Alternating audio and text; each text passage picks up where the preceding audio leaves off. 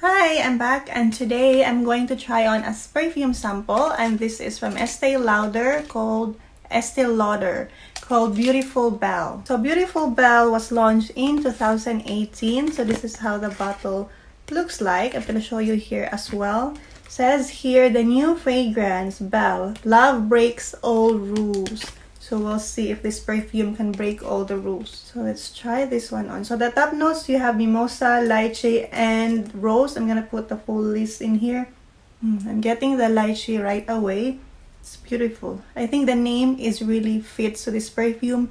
Just simply beautiful. I love the fruity opening. The lychee in here is just quite uplifting. It's like a happy fragrance. So that lasted for like few seconds, and then you are starting to get those the white floral notes in here. It's like a white flower bomb. It reminds me of bouquet of white flowers. Reminds me of wedding day on spring. There is nothing complex with this perfume. I would say this is just simple and beautiful. Your simple, beautiful white flower perfume. And I think this is also versatile. You could wear this one on a regular day, especially spring day. I could imagine this on a spring day, a lot of white flowers around me, or special occasions such as wedding. So feminine and sophisticated. There's actually another perfume that would remind me of this one, and that is Burberry London for women. They kind of have a similar vibe. If you like Burberry London, those types of white floral scent, then you might like Beautiful Belle as well. So the dry down of Beautiful Belle actually makes it different, a little different from other white floral perfumes. Here you got your Marzipan.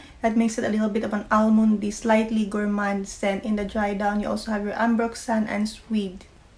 I actually love the dry down, although it's skin scent already on that time, but I'm getting that sweetness, slight gourmand, and the suede in here as well, which just makes it a little unique. Though I will still consider this as your white floral perfume. The dry down here is almost skin scent.